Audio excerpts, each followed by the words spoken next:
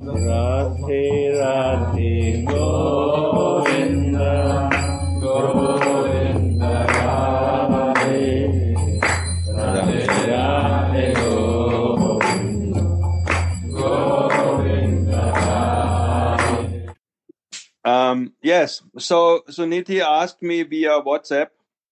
Yeah, Maya Shakti also. No? Also, yes. Oh no, sorry. Yes. I will explain what is the text about. So you all know that we are very thankful to Advaitaji that he translated most of the books from my Gurudev, I like say 98% into English language. So there's a little speciality about two books. And those two books are the books Gurudev loves so much. This is Vilapakusumanjali, and this is Sri Sri Radha Rasa Sudhanidhi. So let's start with Vilapakusumanjali, just as an introduction. My Gurudev came into the possession of the manuscript of the late Krishna Madrasi Baba, and he memorized most of that manuscript. The manuscript was from lectures of Ananta Gopal Goswami, who is in the Advaita Vangsha. He was giving classes about Vilapakusumanjali. And Krishna Madrasi Baba, he has this photographic memory. So he memorized everything and wrote it down. And this manuscript, my Gurudev got. So he made an edition when he published Sri Sri Vilapakusumanjali. This whole thing of the Vilapakusumanjali is a conglomerate of Baba's words, of Ananda Gopal Goswami's words, and of one of the sons of Ananda Gopal Goswami also. So you cannot say that the whole text you have from Vilapakusumanjali, those are not all the words from my Gurudev. This is the speciality. It is Baba's edition. So he made, you can say he made a wonderful summary. And always when my Gurudev used a different source, like Uddhava, he's a professor, he knows that you have to do footnotes. So when you quote a different source, there is a footnote. And always when my Gurudev is quoting someone else, you will find in the newer editions of the Vilapakusumanjali that there are footnotes. You see, I think more than 100 are there. The footnotes are on the bottom of the page, and Baba is referring then to the sources. This pastime was narrated by Ananda Gopal Goswami. This pastime was narrated by his son, and so on and so forth. So Vilapakusumanjali is definitely the edition Baba published. But with Radha Rasa Sudhanidhi, it is a different story. Radha Rasa Sudhanidhi, when you open the book, you can see that Advaita is saying that the book consists of 3 commentaries. So what Advaita did was not the same like my beloved brother in America did. So what we have until now is a wonderful edition of Radha Rasa Sudhanidhi, but it is not 100% the words from my Gurudev. Therefore, now Suniti, now comes the explanation. When you compare the verse 17 from today with what you have, it is a little different, because Advaita also put there quotes from 2 other Mahatmas. He says this in the beginning, and what my godbrother, and he is not in best health, so I always pray, Hari Charandas in America, I pray that he may finish Radha Rasa Sudhanidhi. He is now up to verse 25, 26. I have to check his blog. I hope he can do it in his lifetime. This is my fervent prayer, that he can translate the whole Radha Rasa Sudhanidhi. Right now he's translating only 2 things. He's translating the Gaur Govinda Lilam, Gaur Govinda Gutika. This is also from Sita Krishnadas Babaji. This is a very, very wonderful a book by my Gurudev, which my Gurudev commented on, about the daily pastimes of Radha and Krishna and Mahaprabhu as a help for our Smaran. So he is working on these two projects. So, and then he stopped another one because he realized he's getting older and he wants to finish Radha, Rasa, Sudhanidhi. And that would be wonderful because then we would have one by one, the originals, what Baba wrote, we would have in English. This is what I have today. This is exactly when you translate this into Bengal, you have what Baba wrote. Suniti, maybe you remember when we were in Krishna Ananda's place, when Gurudev was reading from Radha Rasa Sudhanidhi, that was original from Baba's Bengal, or maybe from Hindi, I don't remember. Doesn't matter. Both are original. So, and my godbrother, Hari Charandas, he is now translating that Radha Rasa Sudhanidhi, and therefore there are differences. Differences not in Siddhanta and Rasa Tattva, but differences in volume and difference in words. So I like this very much to hear strictly my Gurudev's words, but this is just me.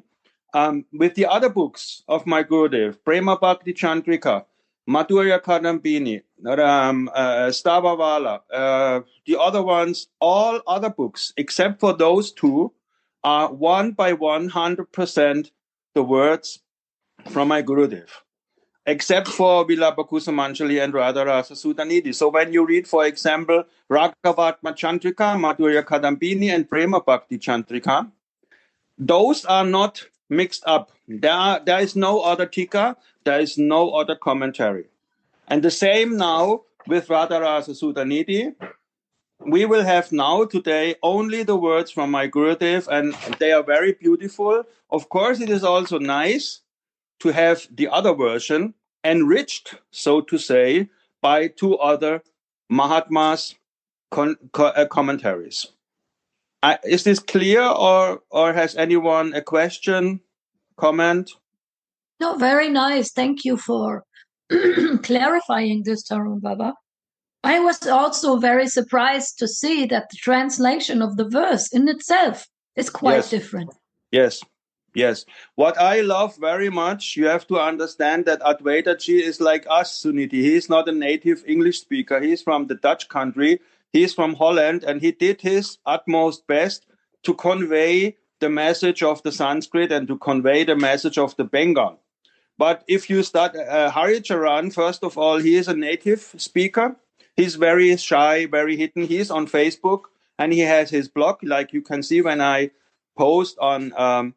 He translated, from my personal opinion, I applaud and I glorify Advaitaji's work, and it's not diminishing his work. But if a native American English speaker translated Prema Bhakti Chandrika, just take the Prema Bhakti Chandrika, I can put it again in Radha Dasyam and compare the Prema Bhakti Chandrika from Haricharan and the Prema Bhakti Chandrika from Advaita Das. You see, I'm a teacher. You see that the grammar and the syntax, Uddhava is also well versed in the language. So the English is different. The English is automatically better. This is not a minus point for Advaitaji because he did this under his best circumstances. But when a native speaker translates out of Bengal the message, I find, without offense, it's more sweet. This is just my humble impression because the language is much more to the point. That is what I experienced. So you can all get, I am so happy that Hari Charan, he put it up. You can buy it in a digital form, Prema Bhakti Chandrika, or you can buy it as hard and soft bound. You just have to go to lulu.com. And this is a print on demand service where you can search for Prema Bhakti Chandrika, and then you can choose which option you would like to have. Ebook, hardbound, softbound. And I highly, highly recommend to get this book because it's so wonderfully done and so wonderfully translated without diminishing Advaitaji's glories. But it's a different translation. There are so many translations out there of the Bhagavad Gita. Some tried it to make it poetically. Some Prabhupada made it word by word, but it is different. But the Siddhanta, it never varies. When my godbrother, he was initiated long before me, Hari Charandas.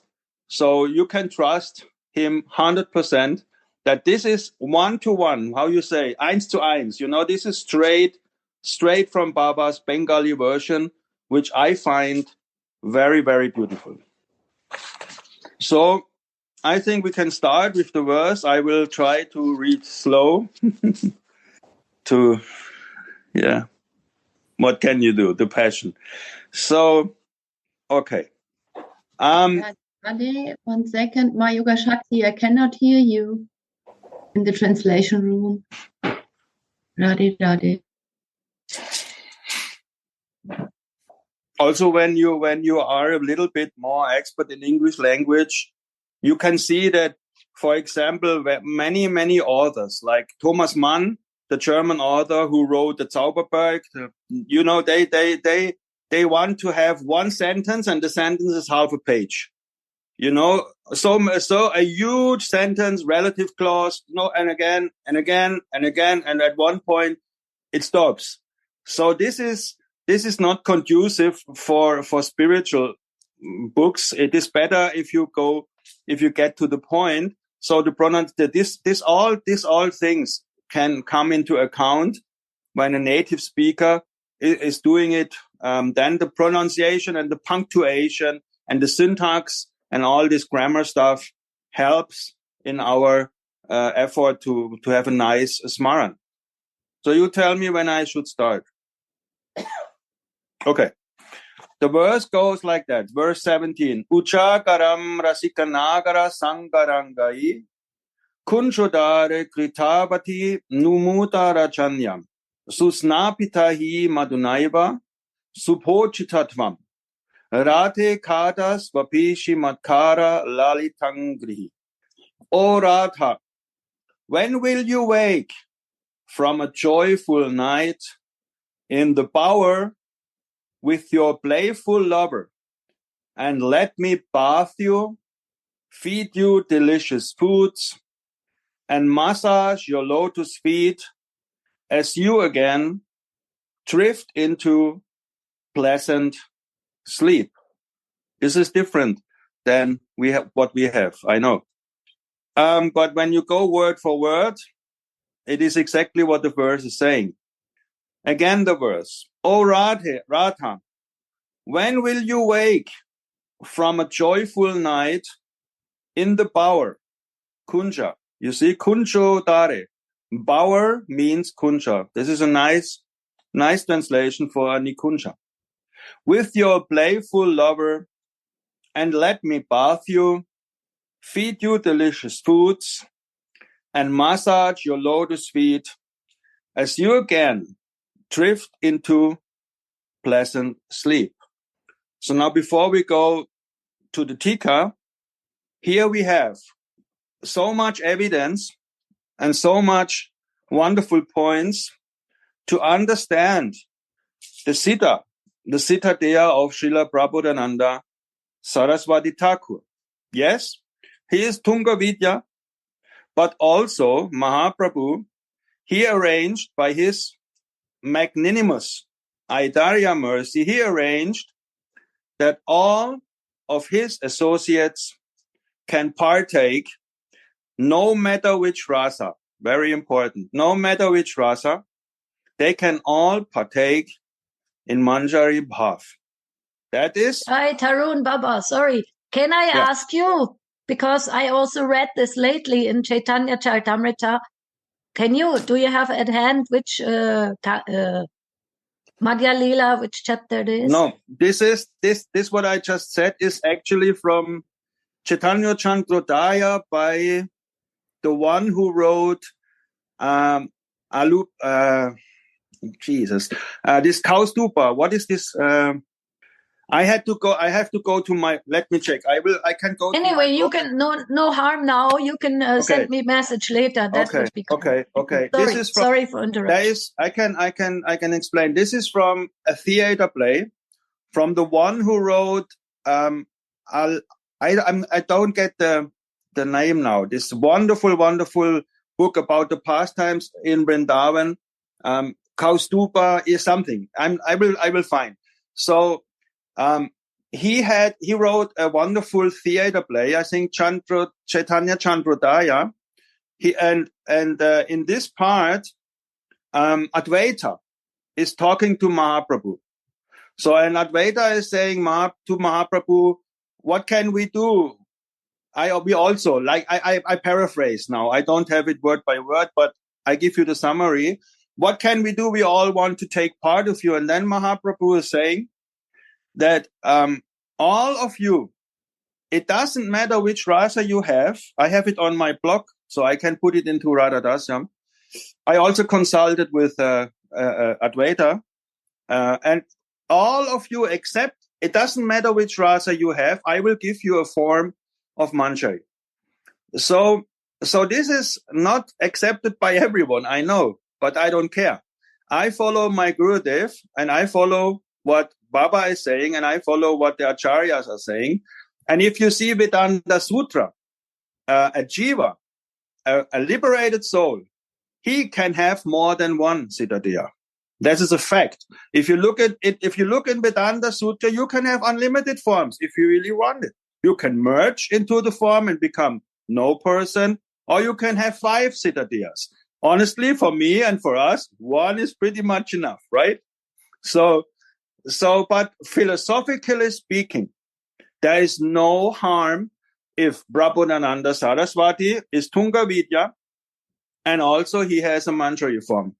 This is an eternal parishad. We are talking now about the perfected soul. So what to speak of them? If we can have more than one form, who is there to criticize or to understand how many forms they have?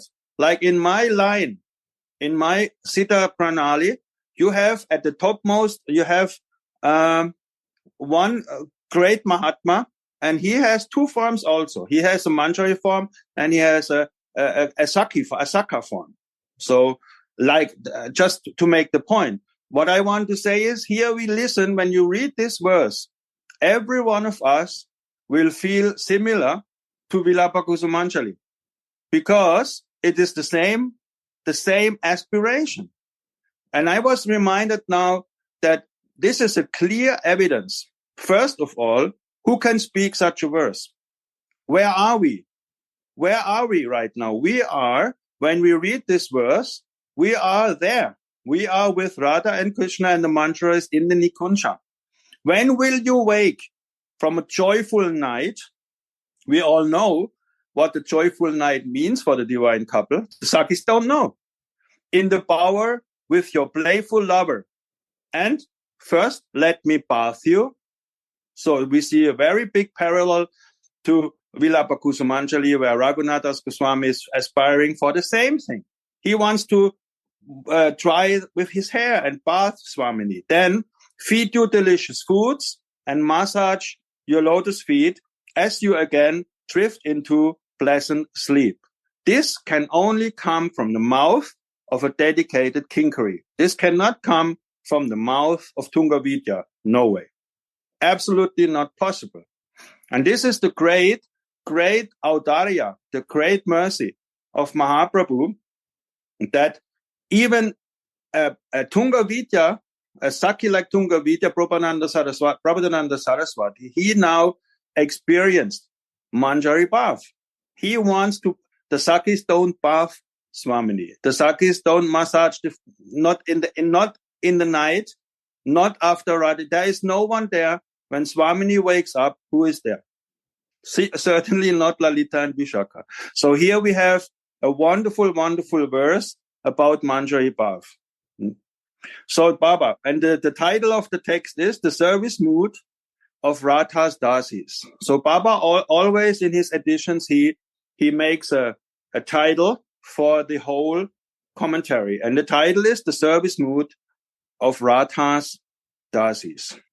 If someone, please interrupt me if someone wants to say something. I don't want to be the only one speaking. But I wanted just to say that this verse is a clear evidence about the heart and the mood of Prabodhananda Saraswati. And it's very similar to Vilapa Kusumanjali. And it must be.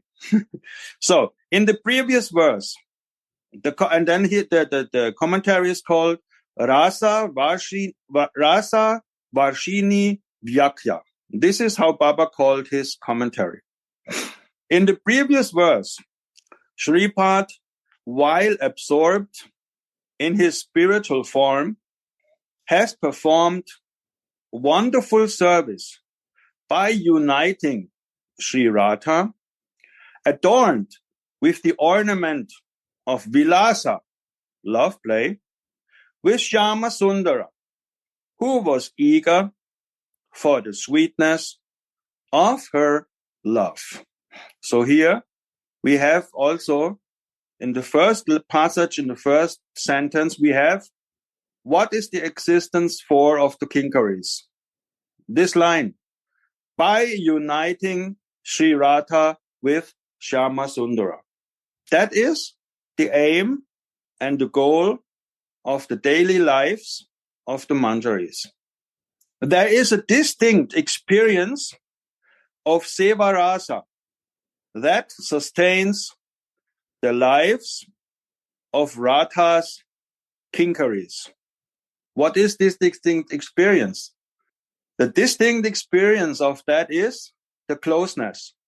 They are so close to the divine couple that Radhika is not shy before them.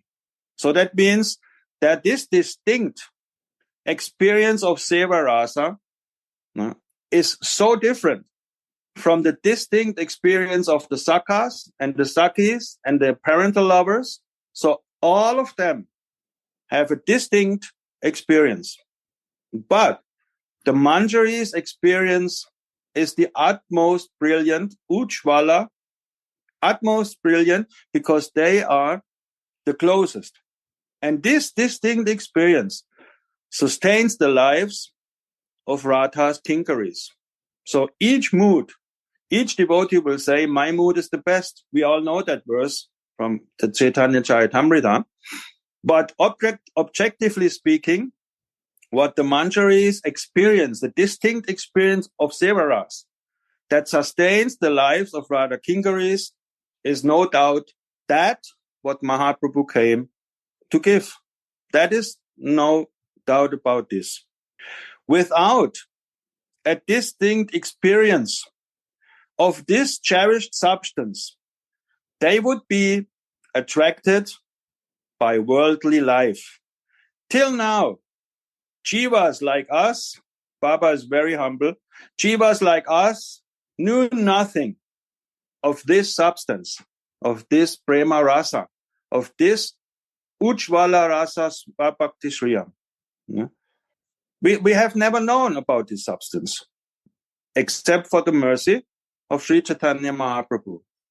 Seeing everything as our own, this is our Purusha. No? Seeing everything as our own, we have forgotten Sri Krishna and absorbed our minds in insignificant worldly matters. By their personal behavior, the acharyas teach their students how to forget the world, take their cherished deities within their hearts, and progress in the realm of sadhana. So in this sentence alone, we can stop here. We can dive deep into this subject. This sentence alone is the whole philosophy of Gaudiya Vaishnava Siddhanta. It is our job. Sorry? Tarun Baba, may I share something on the last sentence? Please. Always interrupt me. And I always share your excitement, because what you are calling passion, I feel, is your excitement about the subject. It's passion. When I read this, I thought, wow, Baba is so merciful, because the sentence, there is a distinct experience of Seva Rasa that sustains the lives of Radha's Kinkaris. I thought, wow, he could not speak about Prabodhananda Saraswati Thakur here because he is already in his service and he is completely immersed in being a Kinkari. So I feel maybe somebody else would like to share on this feeling also, where I feel that Baba, and then in the next sentences, he is encouraging us to enter into these feelings, Yes. to feel that we are the Kinkaris, because otherwise we cannot be alive, That's how I feel it. And that is the subject of feeling something or knowing something, right, Udavji? I remember in one of the Zooms, you said, yes, Suniti, I feel you. You want to feel it. And that is the subject, how to feel it, and not only to read it or to know about it, to hear it, or to know the philosophy. So I feel when I read this, Baba is so merciful, because otherwise he would not say, without a distinct experience of this cherished substance, they would be attracted by worldly life. He's talking about us here, in this way, that how much I am attracted to try to feel my service to Radharani, to Radha Mohan, to Gurudev, to Guru Manjari, according to my level. To that regard, the material world will not be so attractive anymore. That doesn't mean that I don't live here in my, circumstances and I become an estranged personality. But like Gurudev always explains to us, and I am also trying to practice it, we try to fill all the days and all the activities with the love of the maidservant, and try to always, feel the other souls who are also somewhere in their development, and then somehow, come closer to my feeling as a Dasi of Srimati Radhika. And that is what I feel what Baba is sharing here with us. And then he starts with the consciousness of the jiva, that we have as jivas forgotten who we are. And we are still, caught up, at least me. I am caught up in these, old habits of thinking who I am, feeling who I am. But now slowly, by the mercy of our acharyas who are giving this good example and their personal behavior, they are teaching us how to forget the world, means to live in this world, but not to be of the world, that little difference of the feelings of being in this world, but not completely identifying with this world. And so I cannot praise and express my thankfulness to Baba enough, that how is teaching us, who are trying to advance in the Kinkari feelings and to come closer to our services in the spiritual identities. And so I thought it's so beautiful how Baba, with 5 sentences, like you said so nicely, is expressing the whole gist of our spiritual life, and how deep it goes and how it is connected to how far I feel as a Dasi and how much I'm still attracted to worldly buttons, that I want to press in my body, in my mind. So I just, and then you said he is the acharyas, or our teachers, our Manjari teachers. We have so, few of them in our lives. We are so lucky now that they are there. And I still, I don't know. I was only a few times with Baba in his room. And one time also Gurudev was there. And I want to share that, he probably never knew who I was. We had no personal relationship in that way. But he gave me a sidelong glance when we walked out of the door of his room.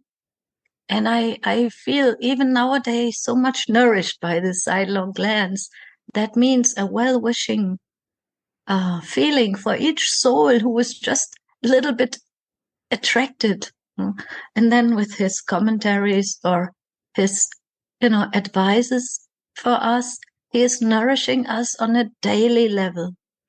And how much Gurudev Sadhu Maharaj is encouraging us to go, in these feelings of Baba. And to, he is not saying, oh, you have to only listen my words. No, he is, glorifying Baba all the time. It's so amazing. I am just wanting to share this because this is very touching for myself, even though I'm still also very attracted by worldly matters. But at least, I got this chance. I have this practice. I have this, I do my baby steps, and I feel very blessed by Baba and also by you, Tarun Baba, that you have so much enthusiasm to always inspire us. Radhe Radhe. So wonderful. Thank you.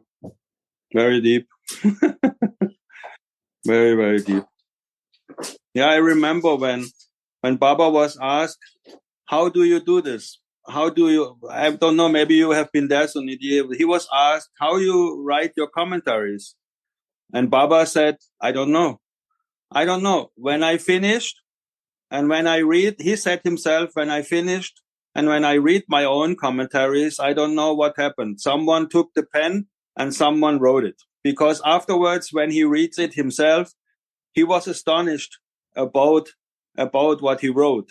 So here you can see it. This is like Narayan Maharaj and like Prabhupada, the transparent medias where Swamini is shining through and putting the words through them.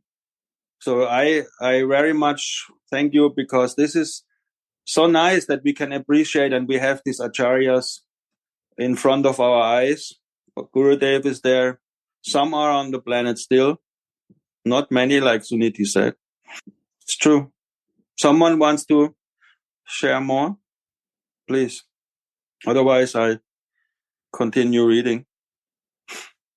And now, by Gurudev's mercy, when you see this sentence, like you said, Suniti, this feeling, when I read this, by the feelings of Gurudev, by the feelings of Baba, the doors are opening, because you can read this on so many levels. This sentence, by their personal behavior, the acharyas teach, and Baba is not saying taught, he is saying teach. Why is he using the present tense? He could have written have taught, had taught, were teaching, have been teaching, many gerundiums, blah, blah, blah. But he is saying very clearly teach, because they still do. Like Suniti wonderfully said, they are still doing it. Like now. Baba is doing it now. Suniti was doing it now. So the teach is present tense. Every word Baba is using is not. And now we have the original translation. 100% is there in Bengali, the present tense. Teach.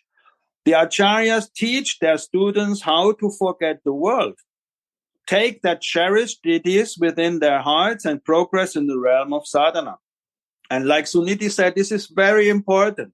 It doesn't mean forget the world and think nothing of the world. That is very bad. This is Maya and this is Krishna, black, white. It never works. It worked not for us in the beginning. It will never work. It is always gray. We have always mixed the both. Like Suniti said, always we do our worldly things. We try to imbibe with the seva mood, with the kinkari mood. It's not easy, but it's our job. This is how we have to do this. Forget the world doesn't mean we just close the door and Maya, all is Maya, go away. This will never work. This is the last trap of Maya. Then she gets you. And Baba now is saying how to do this. If you look deep, the last sentence of this explanation is what Gurudev Sadhu Maharaj is always saying to us. Till now, the acharyas teach their students how to forget their world, take their cherished deities within their hearts and progress in the realm of sadhana. So what is Baba here actually saying? He is saying what Gurudev is saying all the time to us. What means the cherished deities? Baba did not say, take that deities. No, that cherished deities. So the Ishtadev. This is Ishtadev. Gurudev is always saying you can read this also like that. Take their Ishtadevs within their hearts and progress in the realm of sadhana. You cannot progress in the realm of sadhana if you don't have a cherished deity. That is what is Baba saying. You need a cherished form of your beloved deity. And for us, this is Radha and Krishna, but more Radhika. So our Ishta Devi is Swamini. This is our cherished deity. And if we know this, then we can develop the study path to progress in the realm of sadhana. One sentence, and by Gurudev's mercy, we completely understand what Baba is saying here. Without Sadhu Maharaj's mercy, I don't think I would have understood it exactly like that.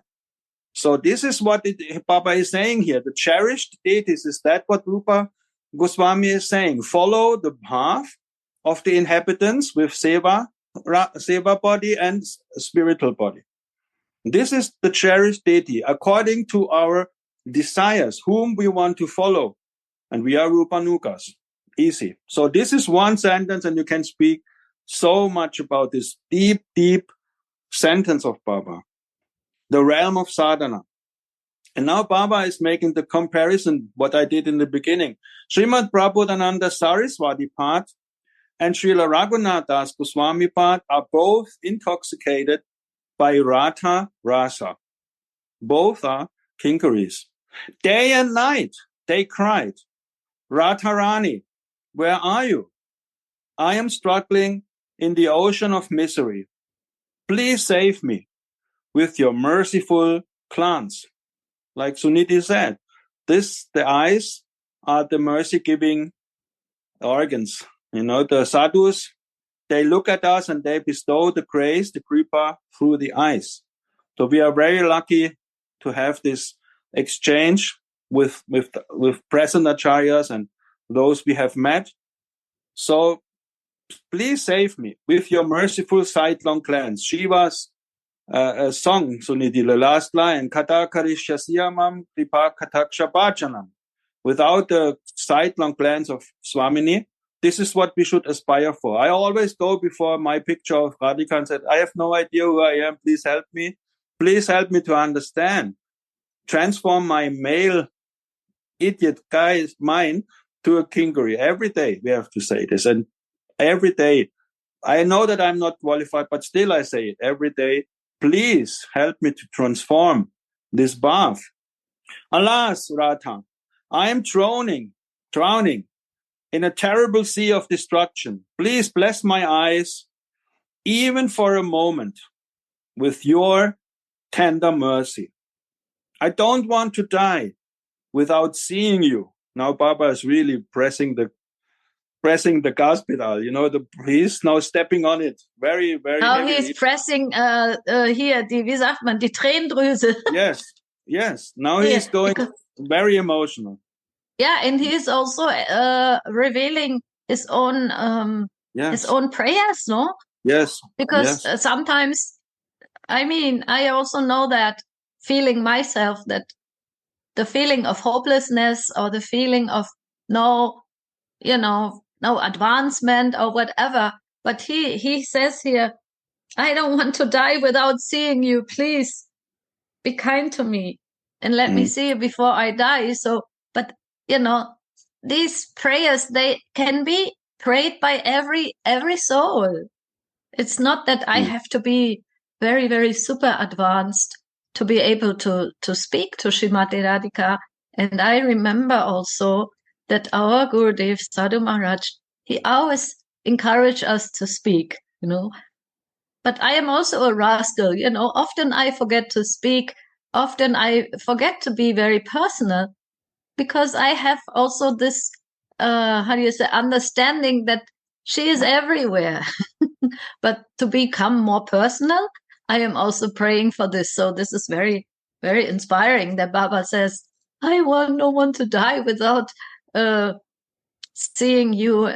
There's also this intensity of greed, at the same time. Although we are we are humble, or we try to be, we know we are not so qualified. At least I know I cannot speak in we because it's too generalization.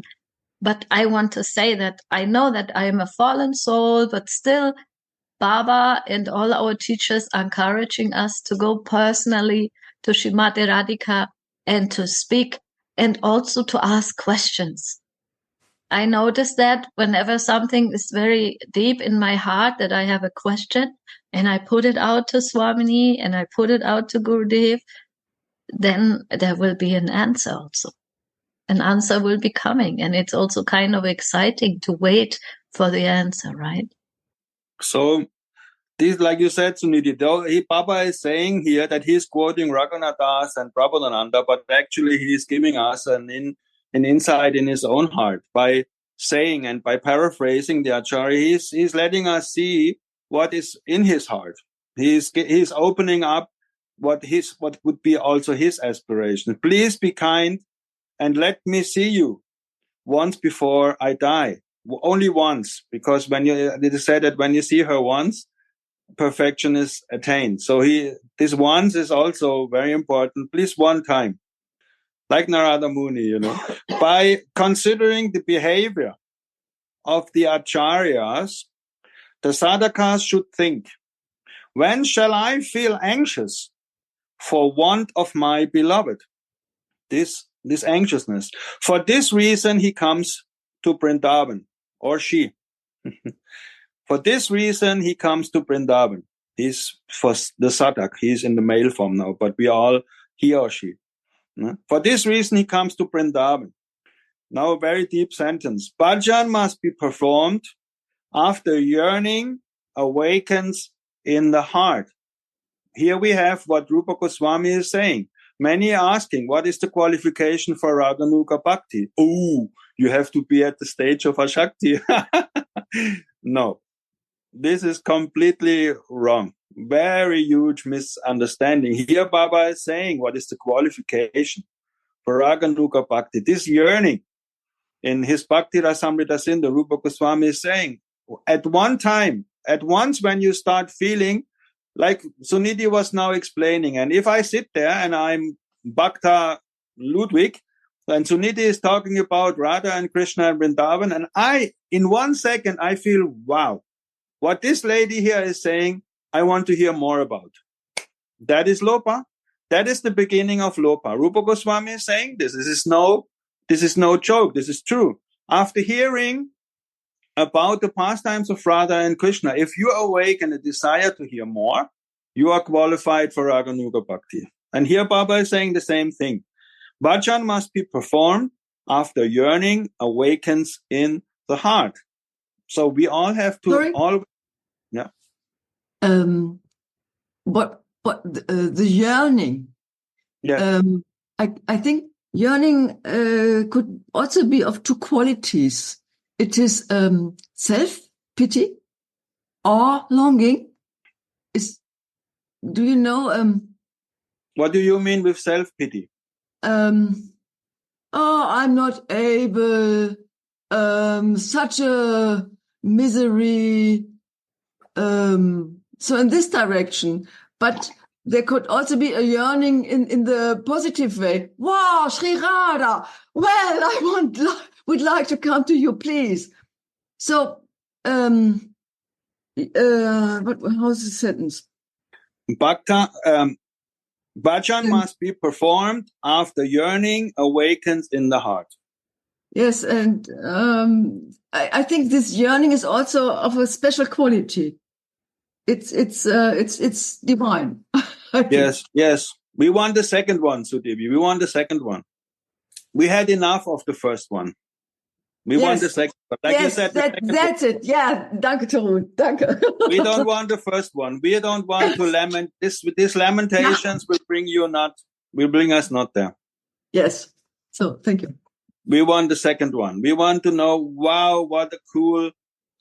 When you read the verse which I just read today, when I never heard this 30 years before. Radhika laying in a kunja with her lover, and I can wake her up, and I can dress her, I can bath her, I can bring her prasadam.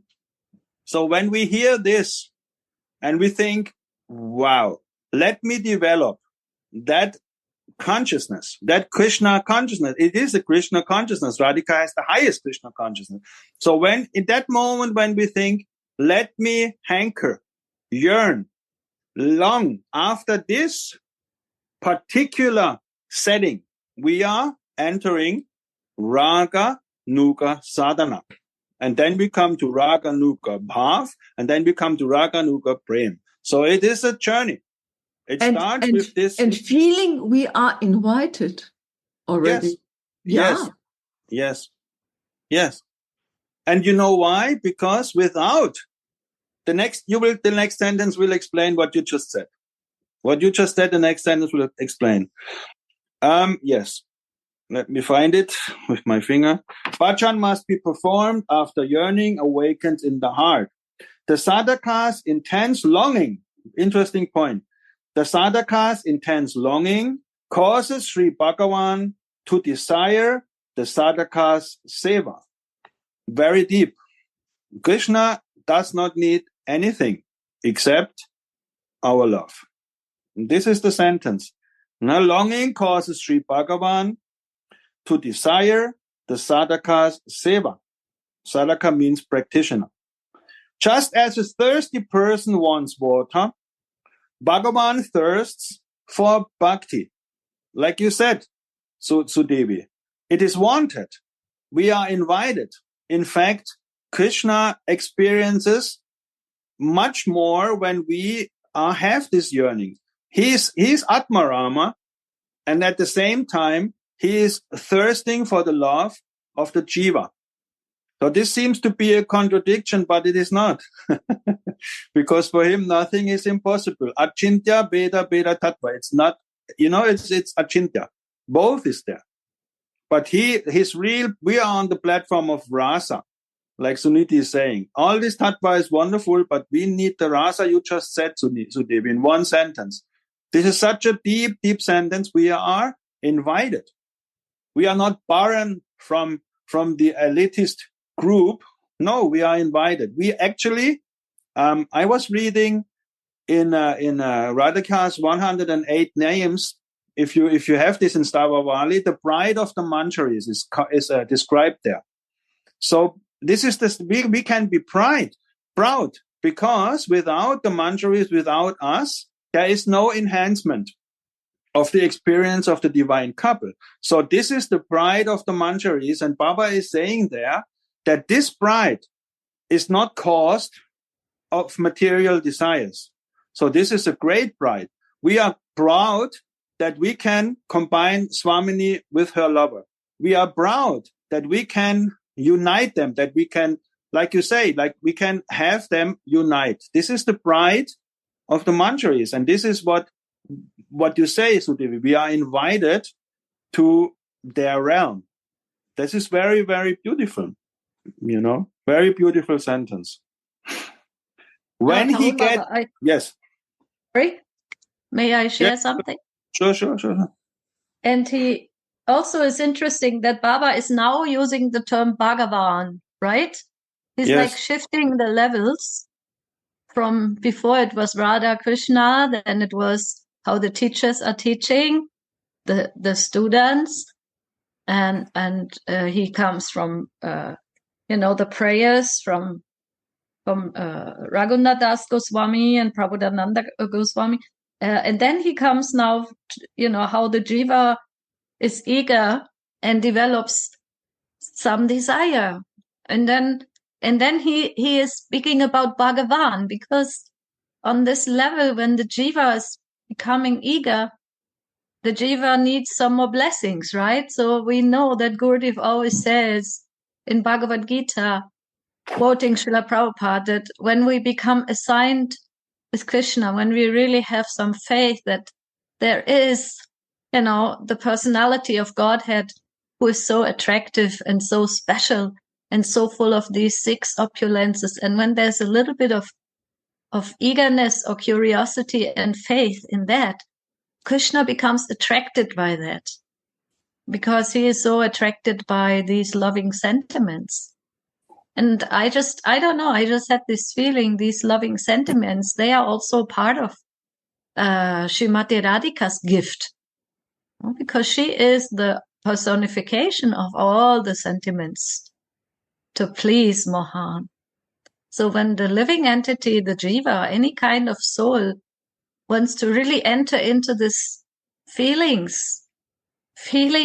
full relationship with the divine, even, first Bhagavan, and then later understand who is Bhagavan's Shakti, who is the one behind all that love, who is the source of all love. Then also the jivas, we become blessed. And I always like to somehow observe how Baba is going in different levels. Like first the prayers, direct prayers to Radharani. And then he is now saying, just develop this intense longing. Just develop some longing. It doesn't matter on which level we are, whether we are on the level of trying to connect with God, or trying to connect with the love of God, and then trying to connect with Raga Bhakti, with our soul level, and then from the soul level into the identity, in my spiritual identity. It doesn't matter, because all our feelings, all our efforts are, like you said, Sudevi, recognized. They are recognized because all feelings will connect us. Whereas lamentation, which is not on the spiritual level, because we read also about spiritual lamentations, right? We read about them in a way. Whole Vilap Kushmanjali is a spiritual lamentation. Yes, very good distinction. But the material lamentation and the spiritual lamentation have one difference. The one will get me stuck in the material consciousness and in my, what you say, self-pity or my depression, negativity. And the other one will guide me up and connect me to the higher realms. And then I put my hand out in my heart and my mind and my soul, and I pray that please help me, because I want this, but I am very helpless also. So, and then Baba is so positive that he says, don't worry, even any kind of feeling, Bhagavan will be thirsty for it. That is already so great, no? Don't worry, even any kind of feeling you will have, the Lord will want to have your feelings. No, it's also very much mercy in these words, I feel. Very good distinction. Very beautiful distinction. Material lamentation and aspiring lamentation, the spiritual lamentation. Wonderful. Wonderful. Also, Sudhanidhi, I agree that Baba is using the word Bhagavan not only for random, but here he uses it because he also, what you said, and also in addition, Bhagavan, what is the meaning of the word Bhagavan? It's the one with all six opulences, right? So Bhagavan is Baba, not Bhagavan. Baba is using the word Bhagavan here also to show us how much he loves us. He has all the six opulences, but still he loves us. Still he sends and still he thirsts for our bhakti. So like you said, that Bhagavan is chosen in a very, very specific way to show us that the one who is completely full of all opulences, he himself thirsts after water, after our insignificant, we think, service. And now Baba is going more deep in this.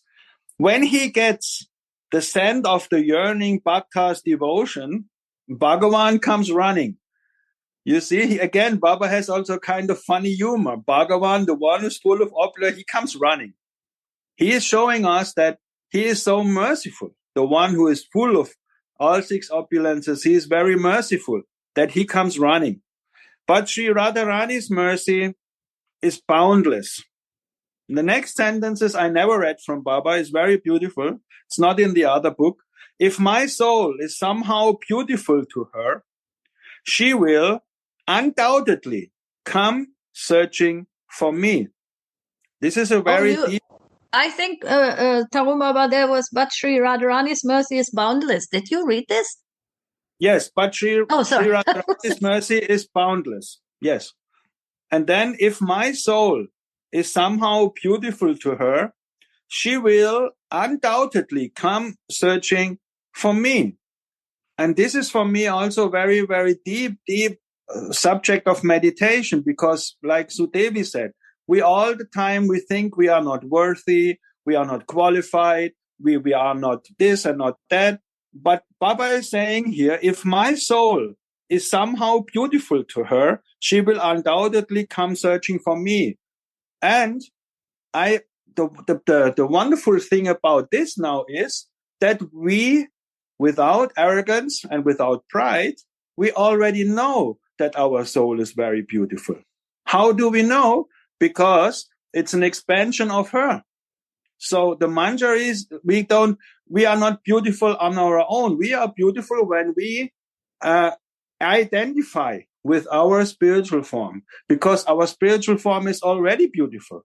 So this is what we talked about this weeks before, that it's not only that we always have to love Swamini, we always also have to think about that she loves us, because we are part and parcels also of her, not only of the Supreme Personality, but as manjaris, our bodies, which we receive by the mercy of Guru, is a part of Swamini. It's an expansion of Swamini. It's made of Swarupa Shakti. So it is automatically beautiful. We just have to acknowledge it, and we just have to meditate about it. And we just have to, it's very easily said, we have to identify ourselves with a body that is already beautiful.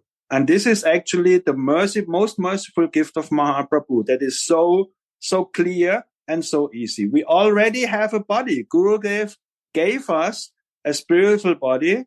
And the more, like Sudhanidhi said, the more we go into feelings of this body, it's a body of bhav, of feelings, the more we can identify and the more it is clear that we are loved.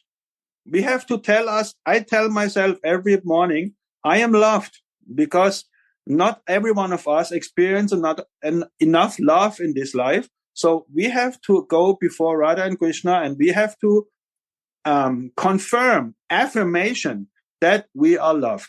She loves us 100%. We don't know it. I have not experienced it in full, little bit sometimes, but she loves us so much. We cannot even imagine, because she's the personification, like Sudhanidhi said, of love. Automatically, she has to love us, but not like Sudevi said, when we are in the material lamentation. Then we are far away from Swamini. When we identify with our body, Baba is saying, we are not close to Swamini. When we are identifying with our Siddhadeha, we can come closer. But Sri Radhika's mercy is boundless. If my soul is somehow beautiful to her, she will undoubtedly come searching for me. And how uniquely beautiful is Sripad Saraswati Charana's soul. With his entire heart, he cries out, when shall I see you ornamented with the path known as vilasa, playfulness? A vision of now this is also nice. Now comes Baba's own experience and Baba's own explanation, not from someone else. A vision of the previous Leela reawakens before anxious Sripad's eyes. After the union of Radha and Krishna, the Kinkari helped Srimati bath in the Yamuna and then brought her home. Srimati has been well bathed. On the one hand, she was bathed in the sweetness of Sri Krishna Rasa, ergo the joyful night, while on the other, she was bathed in the cool, invigorating waters of the Jamuna, as her Kinkari entertained her with Rasa Katha. This is also a very, very beautiful and very deep point. Here we have another job. of the Kingaris. I think we discussed this last week or the week before. What is the job of the Manjaris? It's also the job of the Manjaris to entertain Swamini. What are they doing? When she is taking Radhika to the Jamuna, the Manjari is talking to Swamini about the previous night. How did this? So she is, again, like playing a movie in front of Radhika's eyes. Let her remember what was experienced. Her Kingari, invigorating waters of the Jamuna, as her Kingari entertained her with Rasa Katha. So the Kingari is talking to Swamini only about what happened in the night. Having been bathed in both kinds of Krishna Amrita, Swamini has truly been well bathed. When Shyama Sundara left, the Kinkari brought her lovesick Swamini home, all the while speaking to her sweetly and reminding her of him. How can she so instinctively serve a girl mad with Krishna Prema? Answer: she understands her Swamini's heart. Only the skillful Kinkari can know such seva. Even the Sakis don't have this extraordinary characteristic. Here Baba is explaining Bhavalasarati. How extraordinary beautiful is this? Why? How can she serve so instinctively Radhika, who is mad with Krishna Prema? Because they are tat atmika. They are so close. They are so close together, Swamini and the Kingaris, that they understand the heart of Swamini. Gauranga Sundar, can you share something on this, please, or someone else, if you feel inspired? This extraordinary position. Yes, I have a question for you, Gauranga. Don't hide. Because Tarun Baba was just reading, she has been bathed in 2 baths, Srimati Radhika. So please, and one is the Krishna Rasa bath, and the other is the Rasa Katha bath. So please, you can enlighten us on this. Radhe Radhe. You are putting me in a situation in which I have to enter deeply in the bhajan, but because I already meditate on Tarun's and yours sharings. So, yes, these 2 baths actually are so sweet. And it immediately reminds me, first of all, first bath is very nicely present in Kama Gayatri Mantra. Because in this Kama Gayatri Mantra, Radha and Krishna are bathing each other with their embraces, with their touches, with their smells, kissings, joking words, lying on the bed of flowers, in the embrace of each other. So this is the bathing through their spiritual senses. And when sadhaka is meditating on their bathing, and through the words of Mahavanis of Acharyas, he has opportunity to bath his gross material senses, purify them, and help them to be absorbed in the spiritual Swarup sense. So this bath is this kind of bath is very helpful also for sadhakas to listen about them, because through our ears we are bathing our hearts and emotions. So this is complete bath also for us. And Very now nice. I will just make a short. And then Kinkari is bringing Radhika to Yamuna. Is it Yamuna? Yes. Yeah. On the second bath, because she wants, on the external point of view, she wants to bath Radhika from these nail scratches, which her lover put on her body. She wants to cover his smell on her body and hair.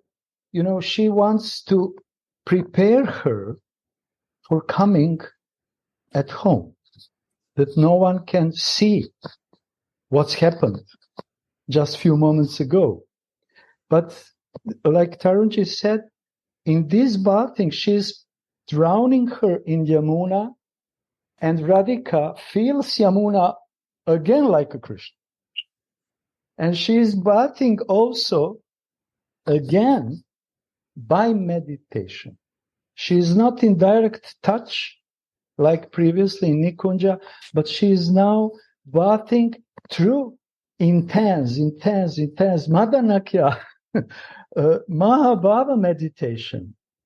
Not just meditation from Ruchi or Rati or something, but complete Mahabhava meditation. And in the same time, Kinkar is so expert in seva, and we should learn from them this kind of seva also. She's starting Prashanga Seva, remembering Radhika about her amorous pastimes, which happened few moments ago. So Radhika, she has a triple bathing. In Kunja directly with Krishna, in Yamuna through meditation, and now Kinkari is intensifying even Radhika's meditation. So we can learn from this small, short pastime how meditation, deep meditation, is powerful even for Radharani.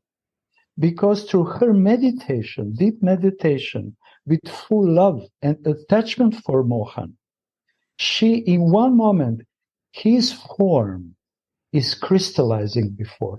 And she has a vispurti, because her Spurana, in some verses it said Spurana, for Radharani. It was very interesting for me to notice this, because she is not in direct contact, but through meditation, all her senses are engaged in focusing on her lover. And in that moment, he is crystallizing in front of her. So this Bhagavan is Bhagavan only because of Shri. So this is the bathing for our sadhakas ears. And Baba is bathing us also through his commentaries. Rasik, not ordinary words, Rasik words. So we should prepare our hearts just to receive it. That's my Radhe Radhe. So nice. Thank you, brother. Wonderful. Even the Sakis don't have this extraordinary characteristic. Babala Sarati, it's not there. Yes. When Srimati Radhika arrived at home, the Sakis and Manjaris dressed and decorated her as they continued to help her taste Sri Krishna Rasa. As they dressed her, the Sakis told Srimati many stories about Krishna. When decorating was finished, a kinkari quickly fed her. Such abundant affection or mamata, feelings of minus, is the mark of their prema. In his Gambhira Leela, Kali Pavanatavatara Sriman Mahaprabhu was overwhelmed by tasting the sweetness of Sri Radha's Viraha Rasa, mood of separation. He neither slept nor ate, but was always submerged in tasting Krishna Katha with Sripad Swarup Damodar and Srila Ramananda Roy. Like they did the same to Mahaprabhu, like the Kinkari are doing to Swamini. They entertain themselves and they make them reliving all this beautiful experience, you can say. He neither slept, okay. Mahaprabhu had not slept the entire night. It was past 9 a.m., and he had still not regained external consciousness. His servant Srila Govinda Das fell in the dust and rolled about. Crying, he begged Shripad Swarup Damodar, Shripad Swarupa, please make Prabhu just a little conscious. Alas, the day has passed in its third prahara, time phase, and I have been unable to put even a little water in his mouth. This is the profound depth of mamata of one whose life is seva. So with the help of Gora Lila, Baba is making us understand what means this mamata, what means this minus. I have to take care for you. I have to take care that you are fine. This is the life force of the kinkaris, this mamata feeling. I have to take care of Swamini. It's not so easy, but this is actually what is the mood. You are mine. So this is the profound depth of mamata of one whose life is seva. Govinda was so agitated that he could not serve Mahaprabhu. He could have also thought, okay, he is in bhav, let him be in bhav. Wonderful. Mahaprabhu is in bhav, so let him be. It's nice. No, he was so agitated because he could not do his seva. He could not do his service. So this is very inspiring for me, because many times I think, okay, no problem, but this extreme mood of longing for this connection, and this, like Sudhanidhi said, the feelings of service and the feelings of mamata is not yet there in my heart. So by, like you said, brother, by bathing ourselves with the words of the Mahatmas, we can come to this point that we think, okay, I should stop thinking about me and myself and mine for a minute, and maybe I should do something for someone else, most perfectly for Radha and Krishna, or the people around us, which is also very helpful. So this is very, very deep. The Sakhis and Kinkaris have finished dressing Srimati and fed her some sweets and other foods. Srimati is Madhunaiva Supochita, well fed with delicious foods. But we know which food from last Sunday, only the one which touched the lips of her beloved. The Kinkari knows that Srimati, the Kinkari knows that Srimati will eat nothing but Krishna Taramrita, food that contains the nectar from Krishna's lips. So she gives sweets to her that have been, now we come, last Sunday it was again, Tanishta mixed the food with, right? Sudhanidhi, last Sunday we had the same lila, kitchen lila. So she gave her sweets to her that have been secretly mixed with Krishna's lip nectar. And Srimati tastes that nectar as though it were directly from him.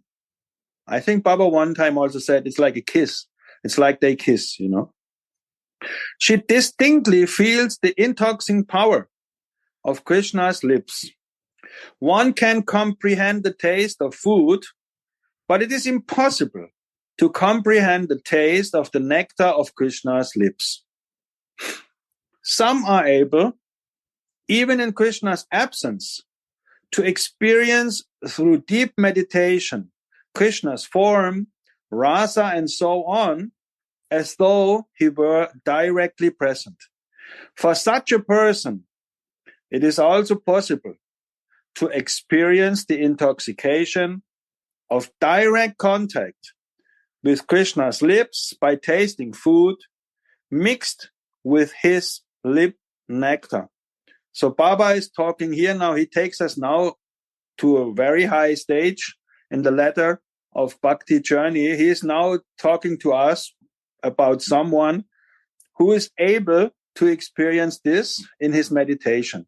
So we are here in a very deep stage, Ruchi and furthermore, so that even when Krishna is not there, they experience this taste of nectar. So Baba wants us to make us inspired, that we one day come also to this point. Some are able, even in Krishna's absence, those who are fixed in their identification, fixed in their staiva, fixed on their Ishtadev, fixed on Guru Manjari, those are able, through deep meditation, experience Krishna's form, rasa, and so on, as though he were directly present.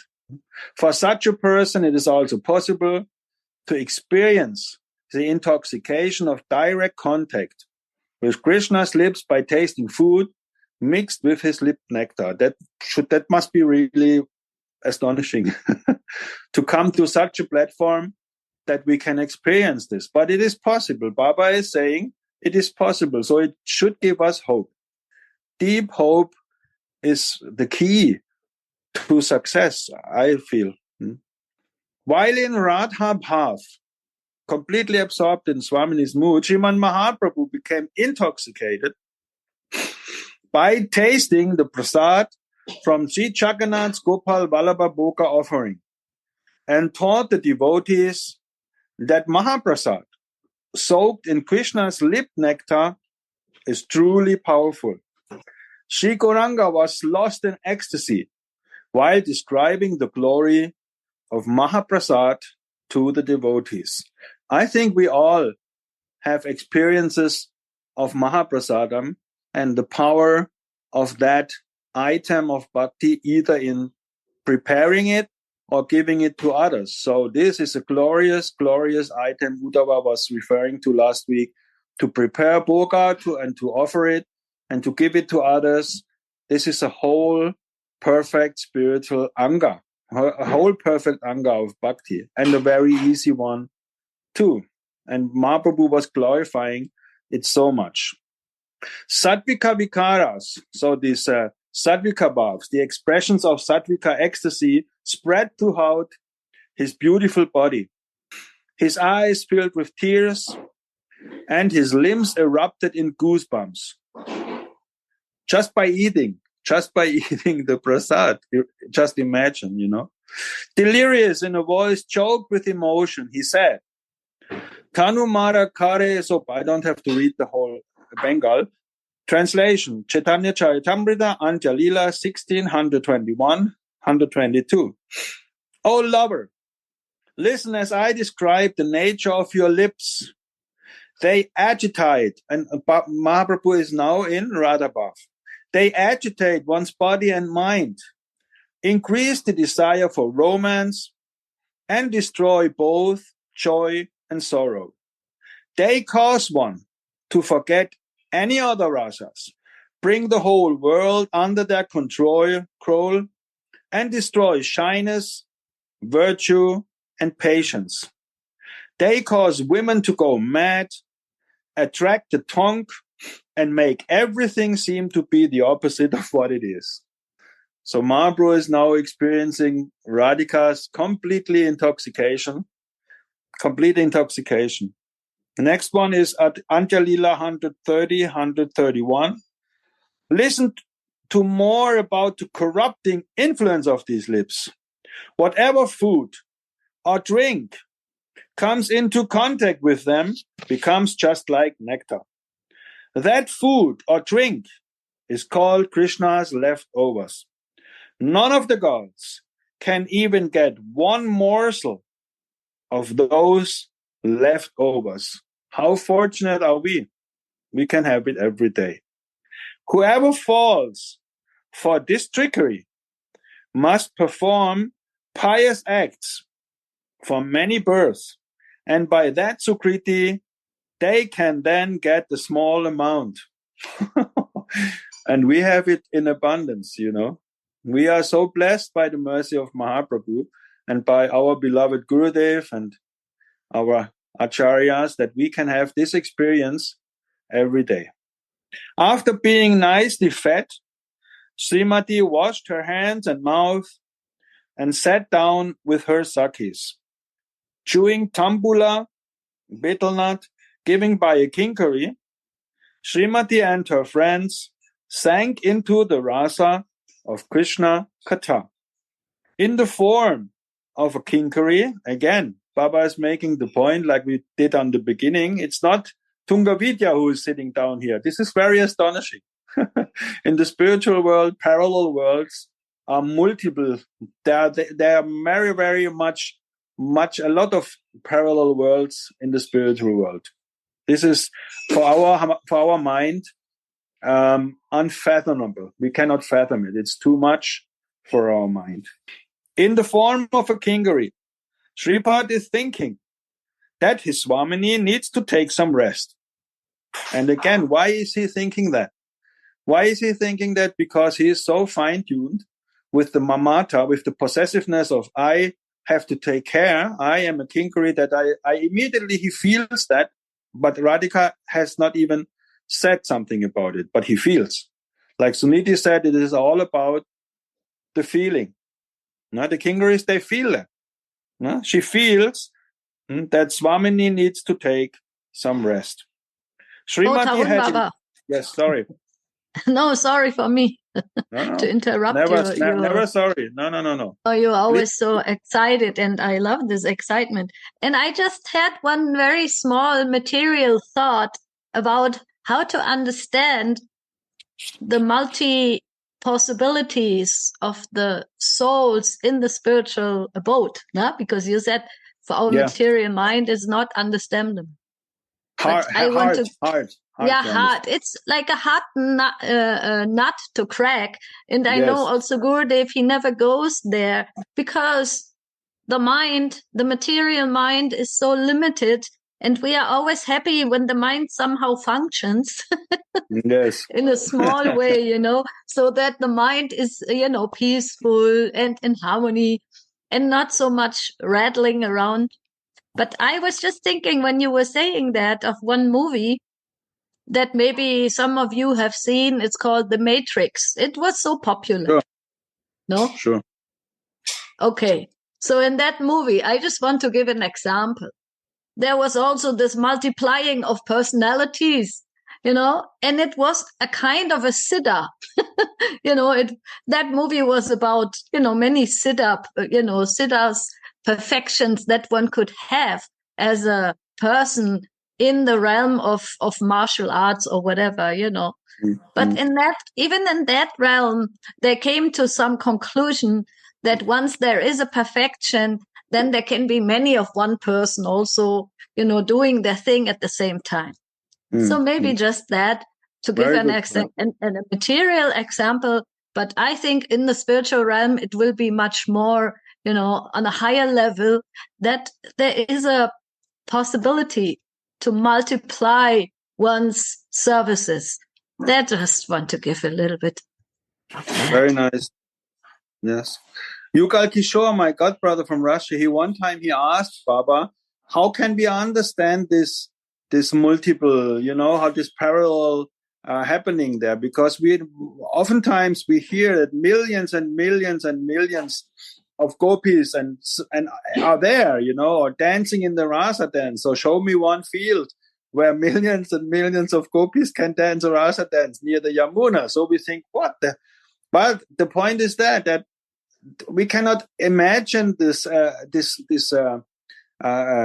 dimension. It's not possible. And Baba even said that each of us has their own Radha and Krishna, their own Ishtadev. So Radha and Krishna are not sitting there in Vrindavan like one band. I always make this example, like Metallica is on the stage and 60,000 persons are watching them.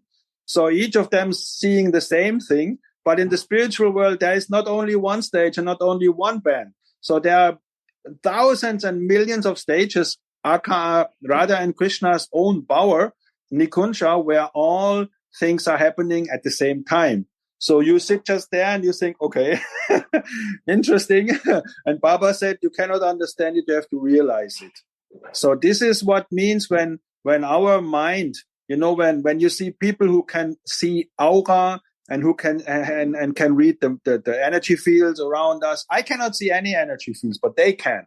So when the consciousness is going up, and what to speak in the spiritual realm, we can become aware of that phenomena. And Baba always said, I'm not seeing the Radha Kund with the dirt and all these things. When he goes out, it seems like a man is walking around the Kunda. But boy, I would like to have know what is he seeing through his glasses, so to say. What is Baba seeing when he is walking, when he's doing parikrama?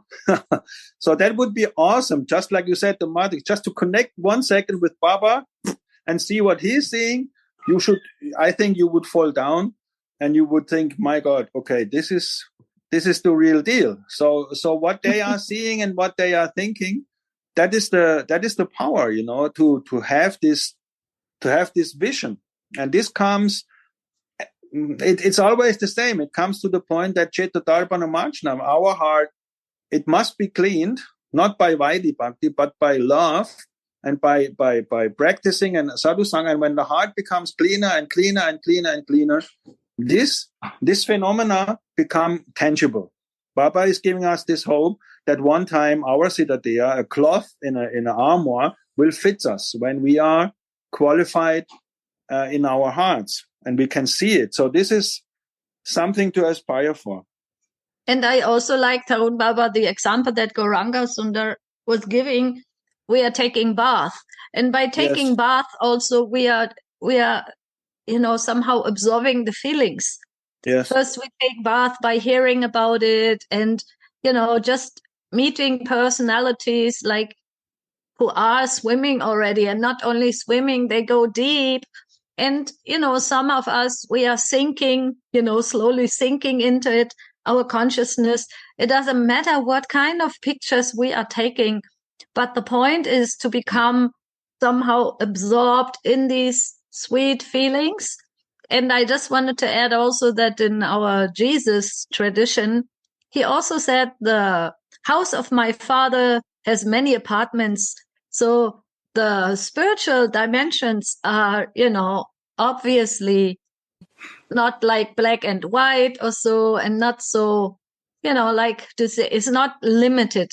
And for us, because we have here now a material body that is quite limited, but also at the same time, it's a wonderful tool to peep and to aspire, to desire myself into that spiritual dimension that has many, many rooms. And many in Sanskrit is called prakosht. These rooms and these portals where the soul can connect and can experience whatever the soul or the kinkari, the dasi, wants to experience. That is also important to know, that the unlimited is so colorful and so flowerful and so interesting that I make myself more eager to connect with it and to bathe more. And we know also, if you do a lot of bathing, then your skin becomes very soft and you get a good smell. So we want to take this soul bathing in the leelas and in the feelings of Radha Mohan, and hearing from those souls who are already in that water. Very nice. So therefore I like to be in the presence of the one who is giving the commentary. Therefore I love to have a one-pointed commentary. Therefore I chose, or I try to introduce you to this edition of Radha. It's nice to have the Radha Rasa Sudhanidhi with 3 commentaries, but it's wonderful to have one tika straight from the heart of Baba, and which every syllable is coming from him, directly written down by his hand. So we have the association of him right now, and I feel this is very, very tangible to feel his energy and his kripa. Soon the end is coming. Okay. So in the form of a kinkari, Shripad is thinking that his Swamini, there's also this Mamata, that his Swamini needs to take some rest. Srimati had in great happiness spent the previous night in the Bower cottage with her Rasika lover Krishna. Wide awake, Ujagaram, without naps or drowsiness, they had passed the night laughing and joking. In the Kunsha, there was a bed made of young shoots with tender leaves, with a pillow made of flowers. Shyamasundara rested his head upon the pillow, while Swamini used his left arm as her pillow. Lying on their sides, they faced one another and talked, admired the other's beauty, laughed, and pushed each other.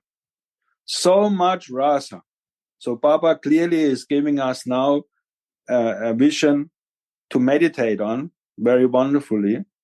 Their hearts and minds flowed towards infinity in a stream of mutual love. Phew. This in Bengal, this I would like to hear. This poetic. Their hearts and minds flowed toward infinity in a stream of mutual love. Therefore, they were wide awake. Of course, you cannot sleep when you are so much in love. A Kingari said, Swamini, you have been awake all night. You should take a little rest. Here again, the wonderful position of the Kingari is obvious. They feel what is coming in their heart, and there is no restriction. And at the other side, they also know that Swamini will not be offended by speaking directly and clear words.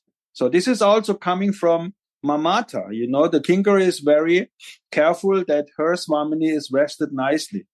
Swamini, you have been awake all night. You should take a little rest. The Sakis commended the Kingari.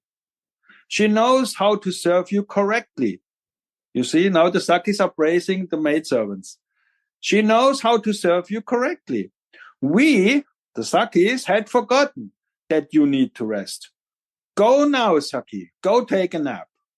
Here again, the Siddhanta comes shining through the Tattva aspect that the Sakis, they are not that intimate like the Kingaris. They have not the same mamata. They have not the same tadatmika. They are not as close as the Kingaris. Baba is giving this left and right, So wonderful. Take a nap. Holding Srimati's hand, the Kingari took her to a bed of roses she had prepared and made her lie down. To remind her of Shyam, the Kingari covered Srimati's body with a black chadara, shawl. In his Kingari form, Shripad has gotten the good fortune of massaging Srimati's lotus feet. She is massaging them with the utmost tenderness. The word lalana means affectionate service. Very, very beautiful word. Not mindless service, not mechanical service, not regulated service, but affectionate service. This we learn by Raganuga Sadhana Bhakti. We learn this affectionate service with feelings, with love. We can practice this in our daily life with those who are around us. This is always what I try to do, because I'm not such a sharing, but when you do this with the one who are around you, you can do it there also. The Kingaris feels gratified seeing the beauty of Srimati's feet. Swamini falls asleep. The Kingari sometimes holds Swamini's feet to her bosom and sometimes kisses them. So this is also not possible for anyone else but the Kingaris. This is very, very, very intimate. Baba is taking us now really, really very much down the path of intimacy. The Kingari sometimes holds Swamini's feet to her bosom and sometimes kisses them. There is no limit to the joy of such a fortunate maid servant. And by the grace of Mahaprabhu, we can at least hope for becoming one of those two. Suddenly the vision ends. In sadhaka consciousness, bodily consciousness, the practitioner's consciousness, he humbly prays to obtain that seva. Radha kata swapishi mad kara lalitang grihi. So this is the explanation of this most beautiful verse. I read the verse again. O Radha, when will you wake from a joyful night in the bower with your playful lover? and let me bath you, feed you delicious foods, and massage your lotus feet as you again drift into pleasant sleep. Okay. Please, if anyone wants to share, comment. I have one question for Tarun Baba. Can you hear me? Yes, I can hear you. Okay. But we are all together here, so if I cannot, then someone else can. Okay, just a short question. Yes. I'm sure I understood you properly.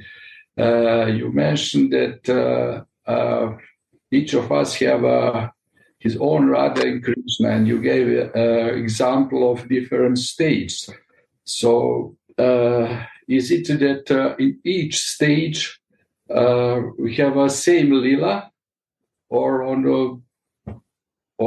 in each stage we have different things happened in yes companies? That was also a question which was asked to Baba, and first of all, due to the nature of the spiritual leelas, everything is always new. That is the first premise you have to understand. But also, like you said, these parallel stages, these parallel nikunjas, where perfected souls are having their exchange with Radha and Krishna, not always the same leelas are going on. This is not a fixed thing. On one hand, it is a fixed thing because we have the daily activities from the prakal when the day is progressing, but we can never say that, because Baba said and Baba answered, every soul is individual, and every sadhaka has a very individual exchange with Radha and Krishna on their own. So your Ishtadev, when you perfect your form, Radha Krishna Kadacha, that's when you go there after you leave this body and you have your exchange with your Radha and Krishna, with your Guru Manjari, with your Swamini. It will be different than what I will have when I would be now with my Ishtadevi. So not in the sense that you will have some completely different pastimes, but the mood and the bath, they are slightly different. So we cannot say that the same leelas are happening on every stage. Not possible. Because, like I said, every experience in the spiritual world is like a new experience. Because otherwise it would get horribly boring. They go every day, you could say, and from the material standpoint, they go every day to Radhakund. What is the fun in that? But first of all, we never know what will be the obstacles. Who will do the obstacles? So, and due to the anubhav and to the intense love and the intense atmosphere, everything appears as new every day, every second. Radhika sometimes thinks, who is this boy? What is this? What is this flute sound? So it's not that they go to sleep and they say, oh my God, tomorrow I have to go to Radhakund again. So this is completely absent from the spiritual world. And this is the point where we cannot imagine, we cannot understand this, because every day we wake up, we think, okay, tomorrow I have to go to school again. Yeah, fun. So, but in the spiritual world, the time is not influencing anything in a bad way, in a negative way. It's not the time who is the killer. It is time who is enriching and who is giving more and enhancing, and more new things are happening. So in summary, no, they are not the same pastimes, because first of all, you experience it differently. Maybe also different colors, different outfits, different kunjas. You can go into details, what they eat, what they drink. So the whole variety is according to the individual who performs the seva. This is how, when you read in the Gutika, this is how the actual relationship will happen. If someone can add more, please. I'm just rambling. Is this okay? Yes, this is okay, but just one question more appeared in the meantime. Yeah. Does it mean that, for example, you have your Radha and Krishna, your relationships, I have mine, so we have different companies actually. So that means that you can jump in my stage to associate together, and to see each other. How I can know that each of us didn't hear that we will be together there, and associate and serve together. This is So what is my question? I understand your question, but I have to be heavy now because this question arises from the material mind. Just remember, it would be wonderful, but I will not remember you. When we go there, this is what I also sometimes ask. How can I remember my wife or my friends? How will I meet Sudhanidhi? Will I meet Gauranga Sundara there? This is the deeply rooted identification we have here. But when we go to the stage of spiritual enlightenment, we know, then I will know who Sudhanidhi is, and then I will know who's Gauranga Sundara, and then I will know you. So how we meet there is a question which is bound to fail in one sense, because it's not possible chronologically. It's not. How can I explain? It's not that I will remember you. That you will not go there at Radha Kund as a kinke and you will think, "Ha! This is Gauranga Sundara. Gauranga, remember when we were on Schwalbenalb, or when we have met in Dole, when we cooked together?" This is the problem. It's not there, because when you go there, the material samskaras, the material mind is gone. So that's a hard, that is a big, like Sudhanidhi said, that is a hard nut to swallow. So how we will meet there, we will see. We will meet there knowing who we are. But I think I heard from the Mahachans also that when you are on the level, like if when Sadhu Maharaj was meeting Ananta Das Babaji Maharaj, they knew exactly who they were, and they will know when they go there. They will know who they are, because they can already see themselves. You see, like the healing persons, they can see your aura and your energy fields, and then they remember, because they are already liberated in the material body. You can be self-realized in this body, but you cannot experience full prem. You have to leave this body to be there, but you can realize your form. So Sadhu Maharaj, Narayan Maharaj, Prabhupada, my Gurudev, they have realized their form. So you can also ask now, okay, Tarun, they realized their form, but why are they speaking with me then? Baba was one time saying to me, Happy New Year. Who was saying this?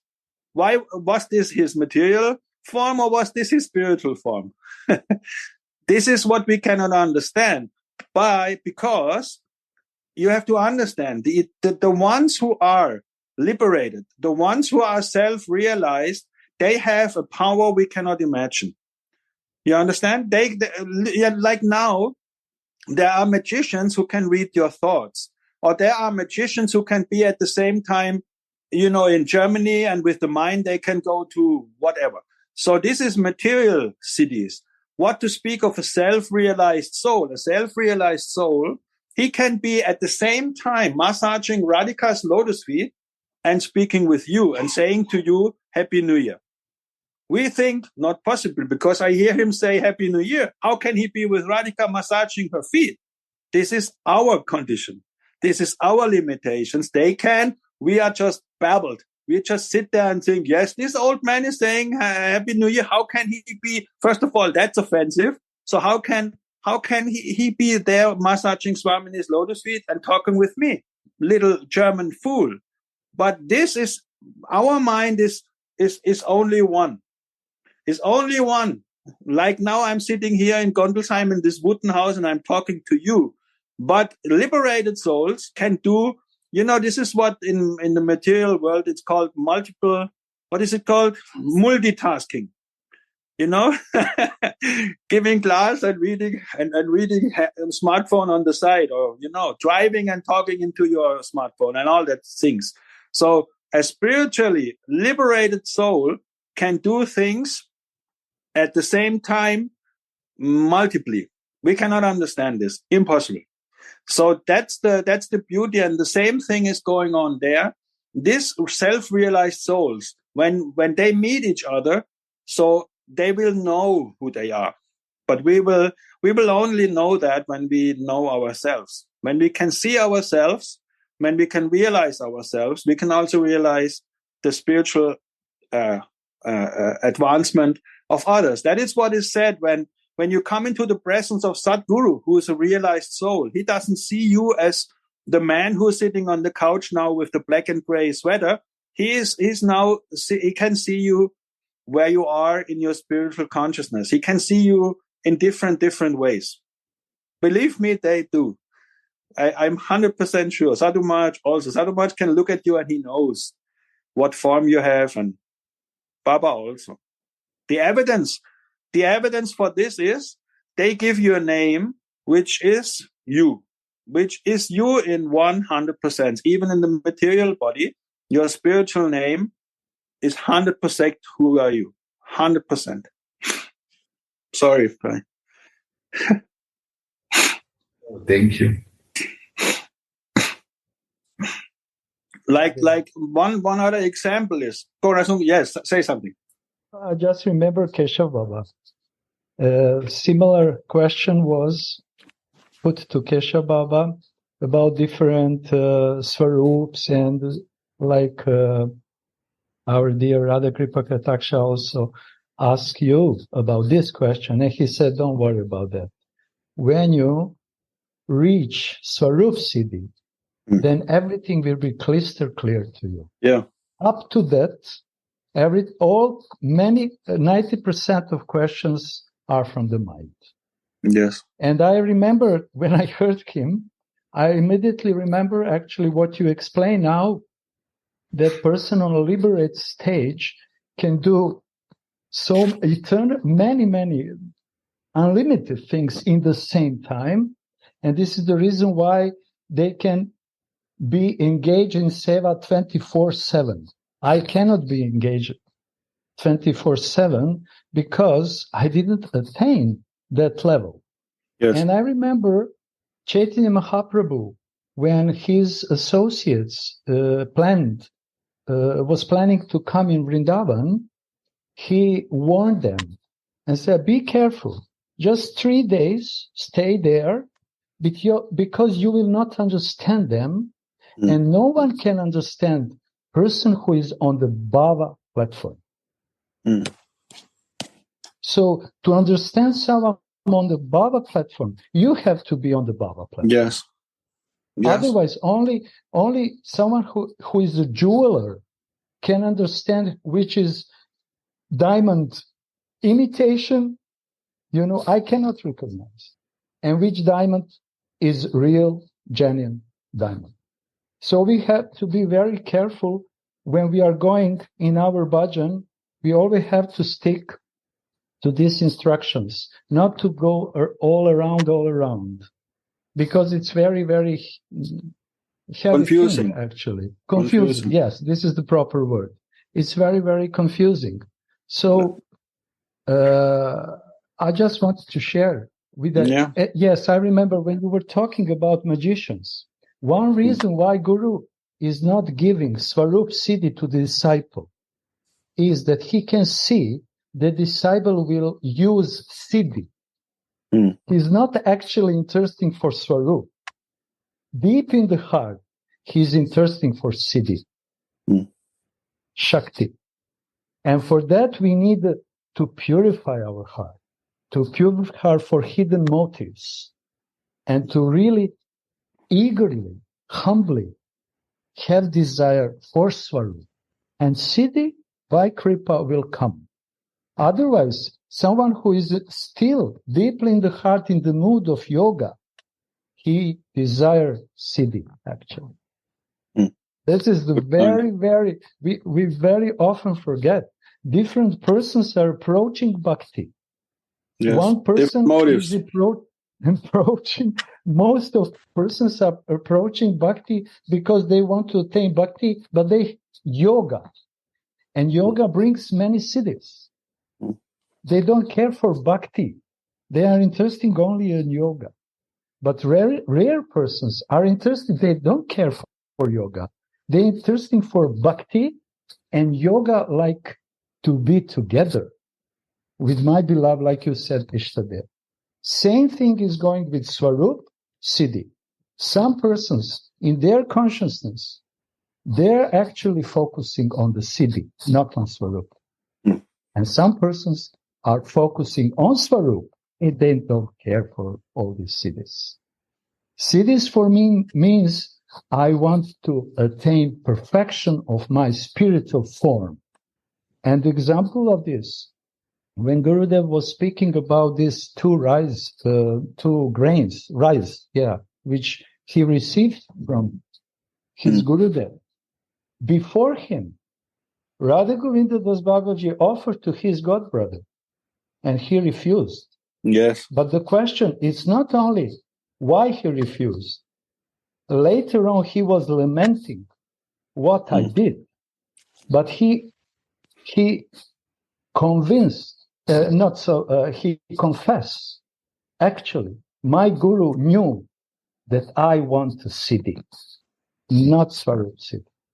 So we should be very, very careful about this and strictly follow the path of anugatya of our acharyas, to meditate on their feelings, on their emotions, their thoughts, and their activities.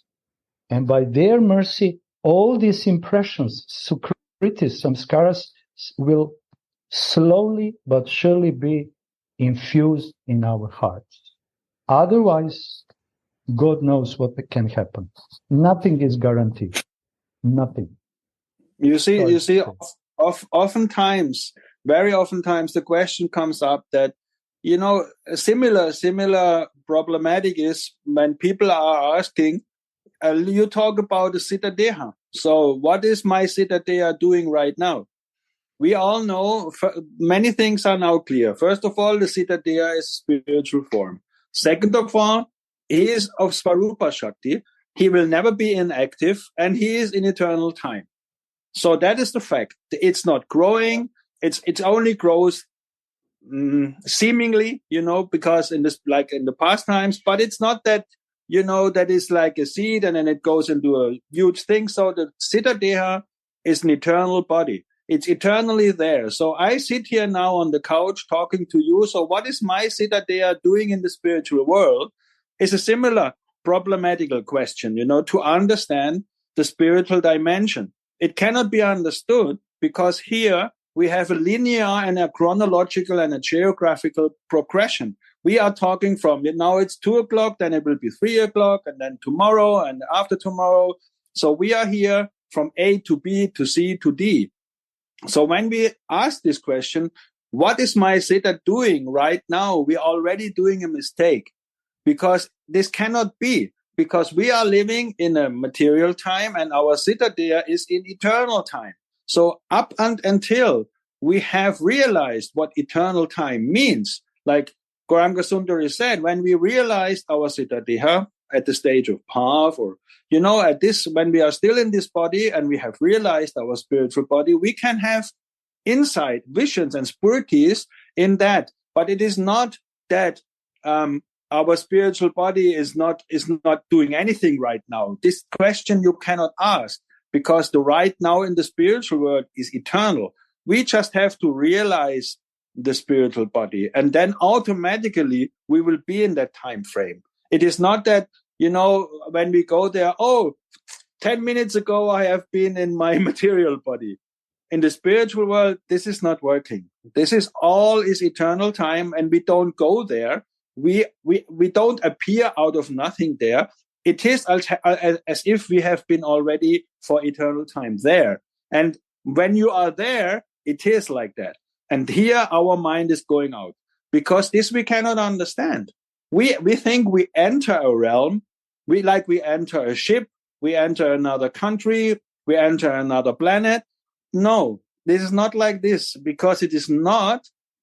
A time limit is there. There is no time frame. It's not that, we just went there. No, this is not to be like. It's very important what you said, actually, that time is not going like here. There is no past. There is no future. With materialistic words, which are not perfect, we can say it's always now, present. Yes. But it's the most closest explanation. And because of always now, different lilas are happening in the same time. Mm. In the same time, Radha and Krishna are together. In the same time, Radhika is running to Krishna. In the same time, Jatila is trying to stop her, and so on and so on and so on. So in that moment, everyone has his own Ishtadev, and his Ishtadev, Radha Mohan, Radha Govinda, Radha Gopinath, Radha Madan Mohan, is bringing that person in that lila. And person is attached to that Ishtadev. My Radha Mohan now is lying on the bed. I don't know what Radha Govinda is doing. I'm not interested. My Radha Mohan, my Radharani's Krishna is fainted. I want to serve that moment. So Yes. it's also what I said. It's not perfect example because it's not possible. Like And you we said, don't- brother, you said this is we have to realize it. We can talk for 5 hours Only. about the spiritual dimension. Nothing. It comes when it comes when it will come. Thank you so much. Wonderful. Jai Radhe. So nice. Jai Jai Jai Shri It was nice to see you. Radhe. Radhe Radhe.